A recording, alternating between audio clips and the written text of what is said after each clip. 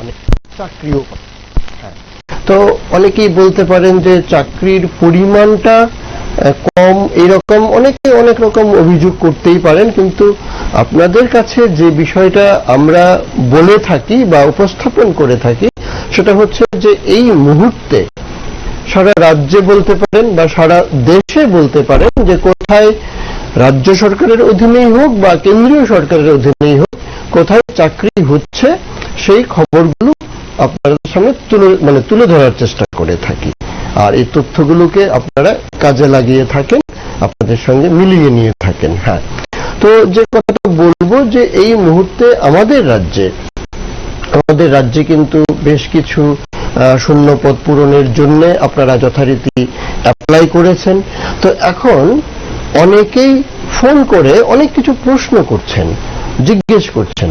তো আমার মনে হয়েছে যে আমাদের এই প্রোগ্রামটা কিন্তু আমরা ফোন ইন করছি না, কিন্তু তৎসত্ত্বেও এই অনুষ্ঠানের বাইরে আপনারা ফোনের মাধ্যমে যা কিছু প্রশ্ন করে থাকেন, তো আমার মনে হয়েছে যে কিছু যদি এরকম প্রশ্নের উত্তর আপনাদেরকে দিয়ে থাকি তাহলে অনেকেরই অনেক সমাধান বা বলতে পারেন যে জিজ্ঞাসা, সেটা কিন্তু আপনারা কিন্তু উত্তর পেয়ে যেতে পারেন। যেমন ধরুন, অনেকেরই মনে একটা জিজ্ঞাসা রয়েছে যে সম্প্রতি যে বিজ্ঞপ্তির পরিপ্রেক্ষিতে রাজ্য সরকারের অধীনে গ্রুপ সি এবং গ্রুপ ডি অ্যাপ্লাই করা হয়েছে, তার পরীক্ষার ডেটও আপনারা ইতিমধ্যে জেনে গেছেন। গ্রুপ ডির পরীক্ষাটা হবে 24 এপ্রিল আর গ্রুপ সির পরীক্ষাটা হবে 25 এপ্রিল। হ্যাঁ, এটা কিন্তু অনেকেই জেনে গেছেন, এটা প্রশ্ন নয়। প্রশ্ন হচ্ছে যে পরীক্ষার দিন যে ওএমআর শিটে যে পরীক্ষাটা হবে সেই ক্ষেত্রে যে প্রশ্নপত্র, সেই প্রশ্নপত্রে প্রশ্নগুলো কোন মাধ্যমে থাকবে এরকম কিন্তু অনেকে প্রশ্ন করছেন আমাদেরকে।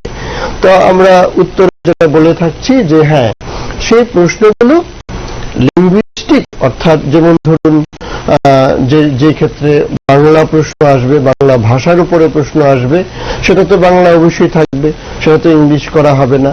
আর যেটা ইংলিশ, যে গ্রুপ সির ক্ষেত্রে নিশ্চয়ই দেখেছেন বা গ্রুপ ডির ক্ষেত্রেও দেখেছেন, ইংলিশ বলে একটা পার্ট রয়েছে, অংশ রয়েছে, সেই ইংলিশ পার্ট তো অবশ্যই ইংরেজিতে আসবে। আর এছাড়া অন্যান্য যে অংশগুলো, অর্থাৎ ভাষার বিষয় ছাড়া যে অংশগুলো, সেই অংশগুলো কিন্তু অবশ্যই ইংরেজি এবং বাংলা বাইলিঙ্গুয়াল বলা হয় এটাকে, অর্থাৎ দুই ভাষাতেই কিন্তু প্রশ্নটা করা হবে। আর চয়েস যে করা থাকবে, অর্থাৎ অপশন বলে যে ব্যাপারটা থাকবে, অপশনগুলিও কিন্তু এরকম বাইলিঙ্গুয়াল করা হবে। অর্থাৎ যারা ইংরেজি ভাষাভাষী স্কুলে পড়াশুনো করে এসছে বা যারা বাংলা ভাষাভাষী স্কুলে পড়াশুনো করে এসছে, কারোরই কিন্তু কোনো রকম অসুবিধে হবে না, এটা অন্তত পক্ষে বলা যেতে পারে। হ্যাঁ, এবার আরো কেউ কেউ এরকম প্রশ্ন করেছেন যে আমরা উত্তরপত্রে উত্তর করব কিভাবে আমরা আনসারটা লিখব। না, আনসার কোনো কিছু লিখতে হবে না। আপনারা দেখে নেবেন যে প্রত্যেকটা কোশ্চেনের সঙ্গে কিন্তু এমসিকিউ বলা হয়, মাল্টিপল চয়েস কোশ্চেন। তার মানে একটা প্রশ্নের সঙ্গে অন্তত পক্ষে 4টি করে অপশন দেওয়া থাকবে। ওই 4টি বাছাই থেকে, অর্থাৎ 4টি অপশন থেকে সঠিক যে উত্তরটা আপনি মনে করবেন যে হ্যাঁ এই উত্তরটা সঠিক মনে হচ্ছে, আপনি ওই উত্তরটার ক্রমাঙ্কটা যদি ABCD করা থাকে তাহলে দেখে নেবেন এ উত্তর সঠিক না বির উত্তর সঠিক না সি না ডি। আর যদি 1 2 করা থাকে তাহলে 1 2 3 4 যেটা আপনার কাছে সঠিক বলে মনে হবে, যেটার আনসার আপনি করতে চাইছেন, আপনাকে যে ওএমআর শিট দেওয়া হবে আর আপনাকে সঙ্গে করে অবশ্যই ব্ল্যাক বল পয়েন্ট পেন নিয়ে যেতে হবে, অর্থাৎ কালো কালির বল পয়েন্ট কলম নিয়ে যেতে হবে। সেই কলম দিয়ে আপনি নির্দিষ্ট যে গোলাকৃতি একটা দাগ কাটা থাকবে, গোলাকৃতি করা থাকবে, সেখানটায় আপনি দাগ করে দেবেন, অর্থাৎ কালি দিয়ে পুরোটা ভরাট করে দেবেন। আর এই যে পরীক্ষা সংক্রান্ত যে বিষয়টা, কিভাবে পরীক্ষায় আপনি আনসার করবেন, এটা জানার জন্য আপনারা যে অ্যাপ্লাই করেছেন, যে ওয়েবসাইটে লগ অন করে আপনি অ্যাপ্লাই করেছেন, ওই ওয়েবসাইটে লগ অন করে আপনি ইনস্ট্রাকশনগুলো এই মুহূর্তে দেখে নিতে পারেন। পরীক্ষার আগ পর্যন্ত এই বিষয়গুলো কিন্তু আপনি এই তাদের ওয়েবসাইটে দেখে নিতে পারেন। আরো একটা বিষয় বলে রাখছি, পরীক্ষার দিন যখন পরীক্ষা নেবে, পরীক্ষার দিন কিন্তু যে প্রশ্নপত্র, ওই প্রশ্নপত্রের মধ্যেও কিন্তু আপনি কিভাবে আনসার করবেন, আনসার করার পদ্ধতিটা কি হবে সেটা উল্লেখ থাকবে। অতএব এই বিষয়টা নিয়ে আপনাদের বেশি ভাববার বিষয় নয়। আপনাদের এখন যেটা করণীয় সেটা হচ্ছে পরীক্ষার যে নির্দিষ্ট সিলেবাস দেওয়া রয়েছে সেই সিলেবাস অনুযায়ী আপনারা নিজেদেরকে প্রস্তুতি করে নিতে পারেন, যাতে আপনি পরীক্ষায় অন্ততপক্ষে ভালো রেজাল্ট করতে পারেন। আপনারা ইতিমধ্যে অবগত রয়েছেন এই যে পরীক্ষাগুলো হবে, গ্রুপ সি এবং গ্রুপ ডির পরীক্ষার কথা বলছি, এক্ষেত্রে কিন্তু অবশ্যই সম্পূর্ণভাবে মেধার ভিত্তিতে কিন্তু যে তালিকা তৈরি করা হবে সেই তালিকা থেকেই কিন্তু সেরা যারা হবেন অর্থাৎ টপে যারা থাকবে তাদের থেকে কিন্তু চাকরি নিয়োগ করা হবে। অর্থাৎ অতএব যে বিষয়টা অত্যন্ত গুরুত্বপূর্ণ যে অন্ততপক্ষে আপনাকে সবার উপরে স্থান করে নেওয়ার জন্য যতটুকু প্রিপারেশন বা প্রস্তুতি প্রয়োজন সেটা আপনাকে নেওয়ার জন্য অন্ততপক্ষে আমি আপনাকে আহ্বান করতে পারি বা বলতে পারি, আপনাদেরকে অনুরোধও করতে পারি আপনারা এই কাজটুকু করুন, আপনাদের ভালো হবে। হ্যাঁ, এবার আসছি নতুন যে চাকরির কথা বলবো। যেমন ধরুন এই মুহূর্তে রাজ্যের বিভিন্ন দপ্তরে গ্রুপ সি বলি, গ্রুপ ডি বলি বা অফিসার র্যাঙ্কের চাকরি, কিছু চাকরি এরকম চুক্তি ভিত্তিক কিছু চাকরি, সেটা এখন ফর্ম ফিল আপের কাজ চলছে। তো এই চুক্তি ভিত্তিক কিছু চাকরি এগুলো কিন্তু বলা হয়ে থাকছে যে বিভিন্ন এরকম যারা নিয়োগ প্রক্রিয়াটা, যেমন ধরুন আমরা অন্ততপক্ষে গত 6-7 বছর ধরেই দেখে আসছি যে ব্যাংকিং সেক্টরে চাকরির ক্ষেত্রে কিন্তু আর ব্যাংকিং সেক্টর কিন্তু দায়িত্ব নিয়ে তারা কিন্তু পরীক্ষার কাজটা করেন না।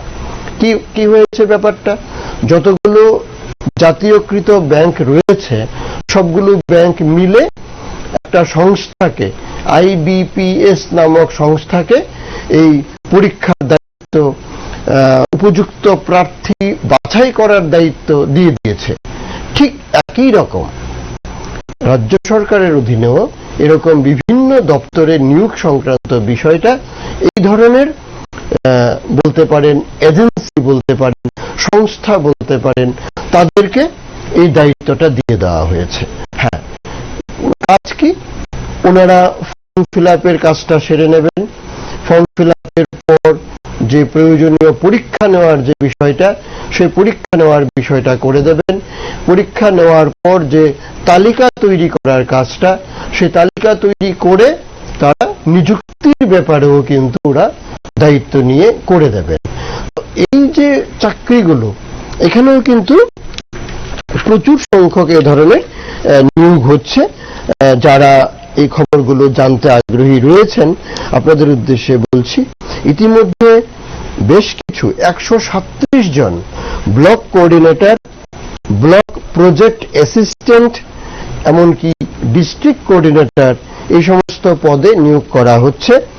যারা অন্ততপক্ষে গ্রাজুয়েট রয়েছেন, পাশাপাশি অন্ততপক্ষে এই কাজে কিছু এক্সপিরিয়েন্স রয়েছে, আপনারা কিন্তু আবেদন করতে পারেন এদের ওয়েবসাইটে লগ অন করে। আর চাকরি যখন হবে সেটা হবে SWSE দপ্তরের অধীনে।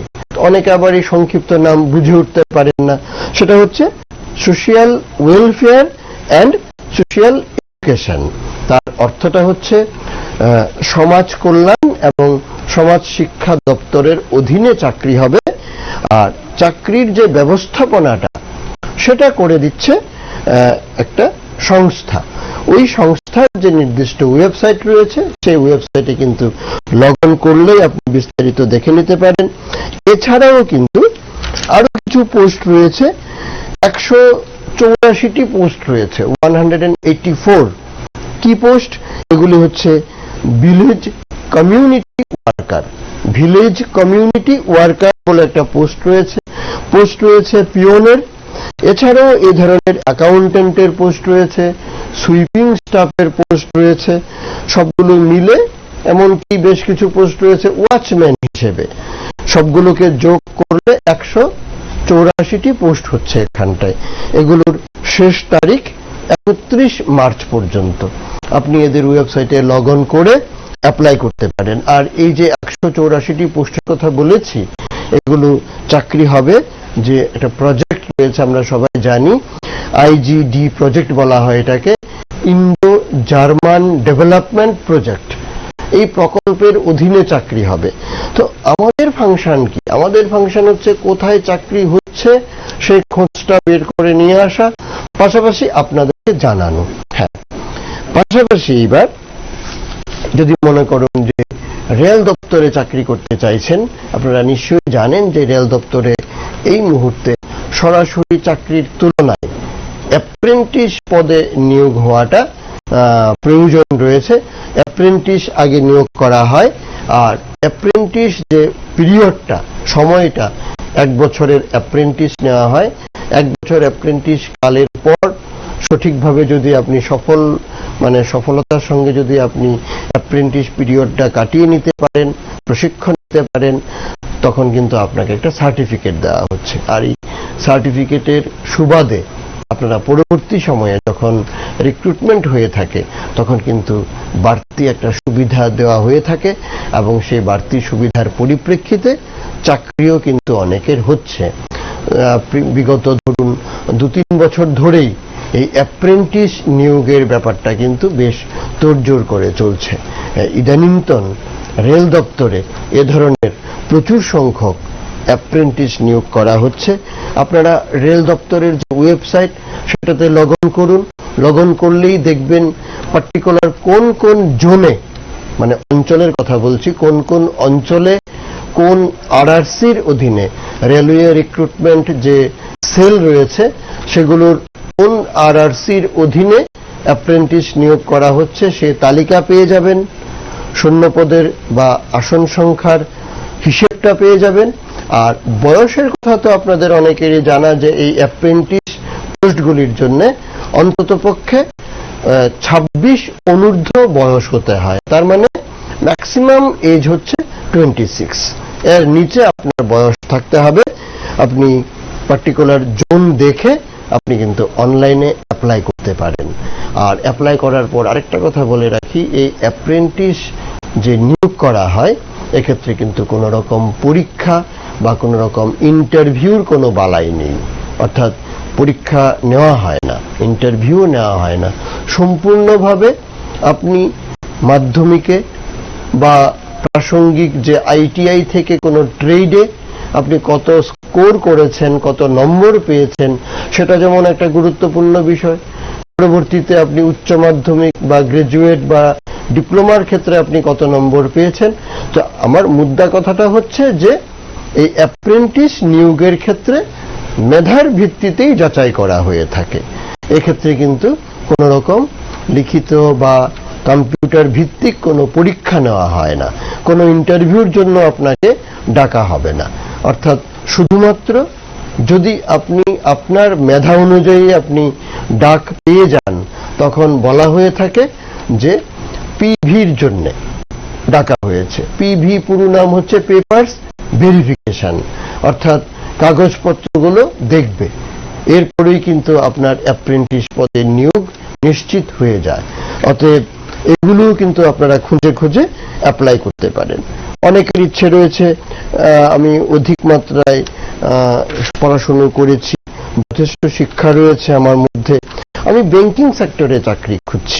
ফাইন, খুব ভালো।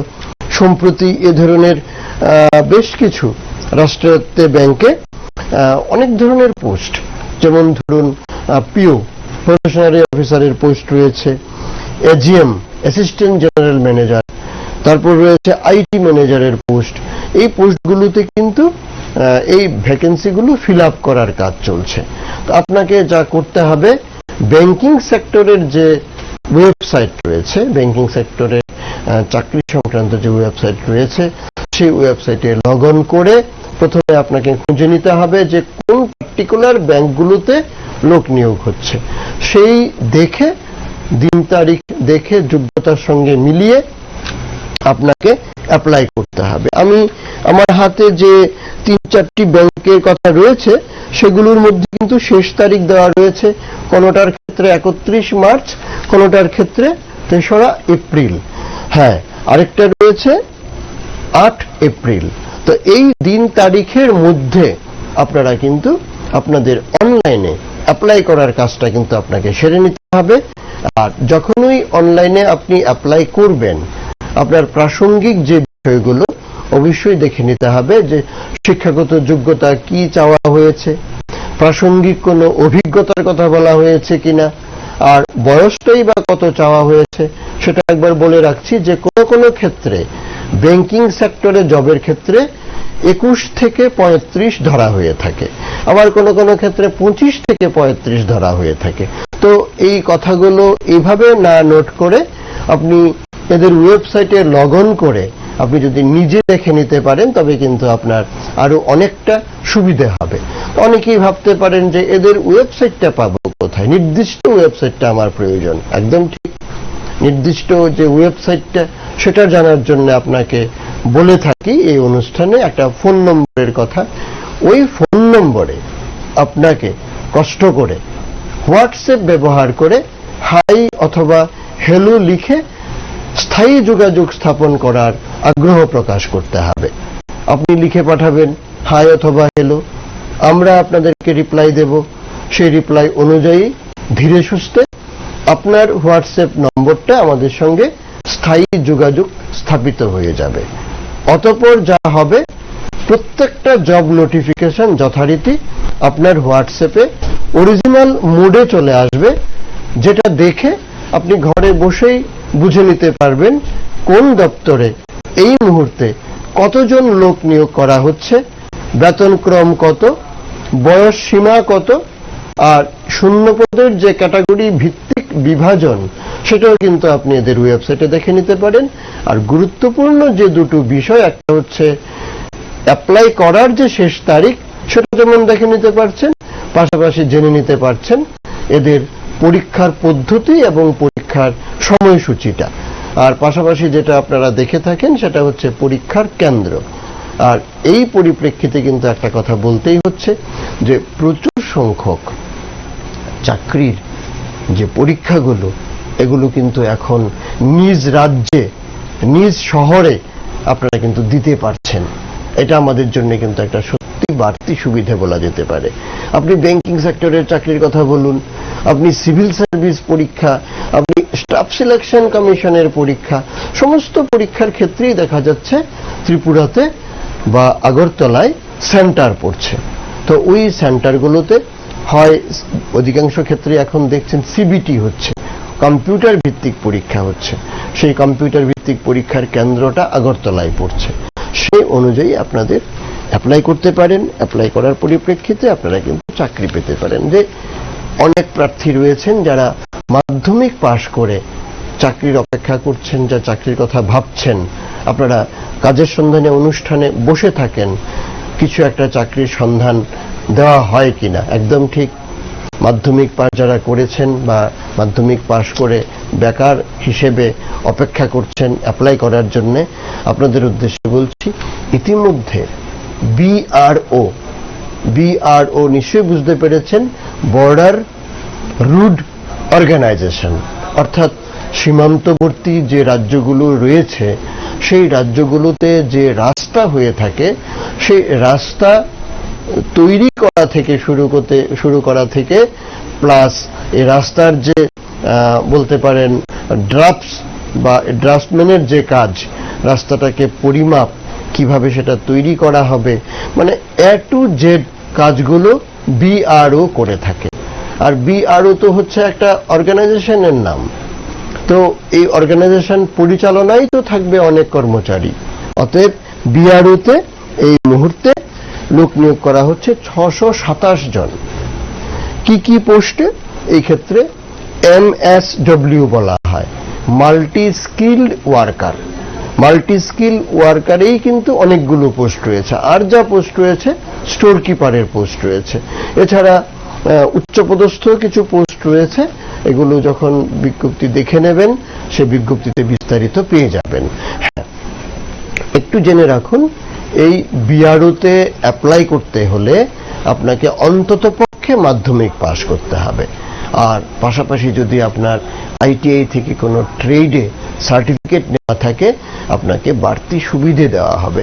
যদি আপনি আইটিআই করেননি কিন্তু আপনি মাধ্যমিকের পর উচ্চ মাধ্যমিক করে ফেলেছেন, বা কেউ আছেন উচ্চ মাধ্যমিকের পর ডিগ্রিটাও কমপ্লিট করে নিয়েছেন, কোনো অসুবিধা নেই। আপনার জন্যও কিন্তু বিআরওতে প্রচুর পোস্ট রয়েছে। যখন এদের ওয়েবসাইটে লগ অন করে দেখবেন, প্রথমেই আপনি শূন্য পদগুলোর যে বিভাজন, কিসের কোন পদে কতজনকে নিয়োগ করা হচ্ছে, এগুলো আগে একবার দেখে নেবেন। এতটাই কি বলবো, বিস্তারিত রয়েছে যে আমি এখানটায় বললে অনেকটা সময় লেগে যাবে। তাই সংক্ষেপে এইটুকুন বলে রাখছি যে মোট শূন্য পদের সংখ্যাটা হচ্ছে 627টি। এর মধ্যে মাধ্যমিক, আইটিআই থেকে পাস, উচ্চ মাধ্যমিক, ডিপ্লোমা, ডিগ্রি সব ধরনের পোস্ট কিন্তু রয়েছে। বয়স হতে হবে 18 থেকে 27 পর্যন্ত। আর একটা কথা, জরুরি কথা, সেটা হচ্ছে এই বিআরওর ক্ষেত্রে কিন্তু আপনি অনলাইনে আবেদন করার সুযোগ পাবেন না, ফিল আপ করবেন। আর প্রাসঙ্গিক যা প্রয়োজনীয় যে ডকুমেন্টসগুলোর প্রয়োজন রয়েছে, সেই ডকুমেন্টসগুলোকে জেরক্স করে আপনি স্বপ্রত্যয়িত সেলফ অ্যাটেস্টেড করে আপনি দরখাস্তের সঙ্গে জুড়ে ঠিক বাই পোস্টে প্রেরণ করতে হবে, পাঠাতে হবে। আর খেয়াল রাখতে হবে আপনার পাঠানো দরখাস্ত যেন অভিষ্ট পারেন। এই বিআরওতে লোক নিয়োগ সংক্রান্ত খবর তো আমরা আরো আরেক দিকে, তার যে দরখাস্ত পৌঁছানোর যে শেষ তারিখটা, সেটাও কিন্তু অনেকটা বাড়িয়ে দেওয়া হয়েছে। অনেকটা বলতে 1 মাস বাড়িয়ে দেওয়া হয়েছে। যে প্রদত্ত পারি 9436120305 এই নম্বরে আপনারা হাই অথবা হ্যালো লিখে আপনারা স্থায়ী যোগাযোগ স্থাপন করার জন্য আগ্রহ প্রকাশ করুন। আমরা আপনাদেরকে ডেকে নেব। হ্যাঁ, তো বুঝতেই পেরেছেন, কাজের সন্ধানে অনুষ্ঠানে বসলে কোথায় চাকরির খবর রয়েছে সেটা আপনাদের সামনে অনেকগুলো উপস্থাপন করতে পারি, করা হয়েও থাকে। আর সংক্ষেপে একটা কথা বলে রাখছি যে আমাদের যে হাইকোর্ট রয়েছে, ত্রিপুরা হাইকোর্ট, এখানটায় কিন্তু এই মুহূর্তে 14 জন DRW ডেলি রেটেড ওয়ার্কার নিয়োগ করা হবে, যার মধ্যে 7টি অসংরক্ষিত পদ রয়েছে, আর 3টি এসসির জন্য আর 4টি এসটির জন্য সংরক্ষিত রয়েছে। যদি উপযুক্ত প্রার্থী না পাওয়া যায় তাহলে কিন্তু আবার বলা রয়েছে যে ক্ষেত্রে পোস্টগুলো ডিরিজার্ভ করে নেওয়া হবে।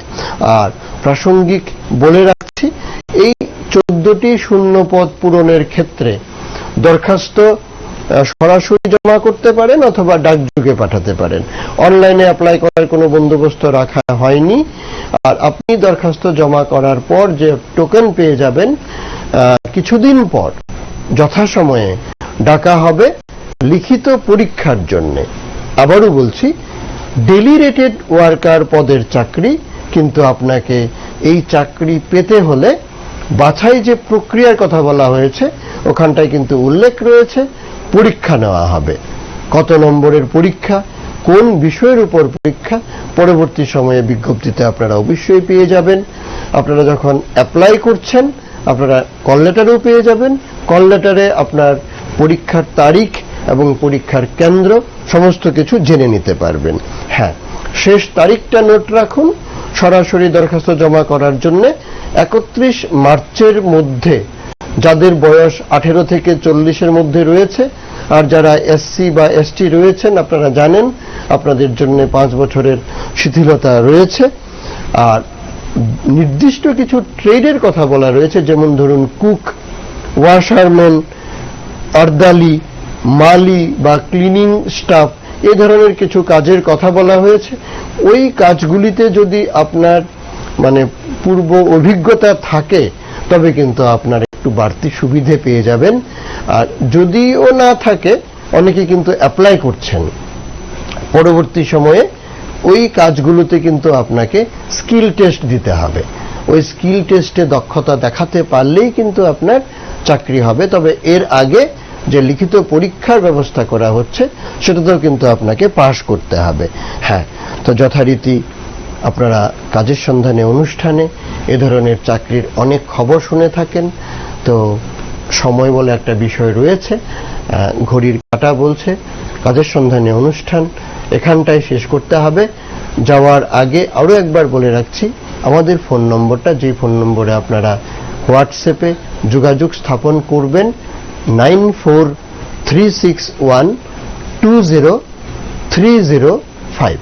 তো চলুন আজকের মতন কাজের সন্ধানে অনুষ্ঠান এখানটায় শেষ করছি। আপনাদের অসংখ্য ধন্যবাদ। নমস্কার।